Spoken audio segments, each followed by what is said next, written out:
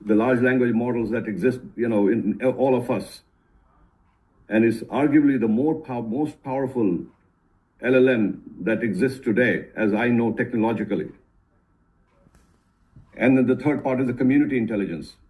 Community intelligence is magical. By the way, there's so little understood about this. There's so little understood about it that is, not enough research has happened. So I would urge you as coaches, as experts, you have to ask the question, what happens when you see a client in person? Why is it different? Why is it different when you meet a friend for coffee, when you're sitting across the table? Why is that conversation different? Even though it may be the same content, what about that makes it different? What happens if 6 people come together and sit together? Why does the conversation change? And what effects does it have? It's not just the conversation, that the effect that has on us. What happens when we meet our families together or our friends together? Why is that therapeutic in a way that it is?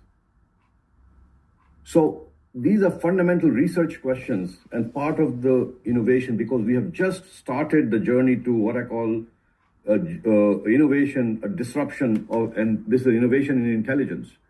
30 years back, when I started the first search engine back in 1995, that was a communication revolution. The browser had just gotten invented. And I have to tell you a story. This is very real. I was an intern back then, much younger, 30 years younger. I was an intern working for a project led by then HP, Hewlett-Packard CEO. And what we were doing was trying to imagine a vending machine. And remember, the web browser did not exist, 1994, 1992, 1993. The web browser did not exist. And I was trying to imagine, as part of a team, a vending machine where when you put in the credit card or the coins, instead of coming out Coca-Cola or candy, software would come out. And this was what was being imagined in Silicon Valley back then. And the goal was for us to connect these vending machines through a network so that you can have it, everywhere, so that you could go there, put in your credit card, and, you could get a floppy disk or a CD-ROM or something, and you could get your favorite design software or whatever else. That was the world. And we were struggling, coming up with all the ideas and so forth. And then lo and behold, I remember the moment when I saw the browser. And this was being invented at the time at CMU by Mark Andreessen.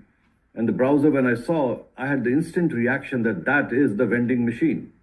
That browser will vend software, where you could swipe your credit card. And, when the number of things started to happen after that,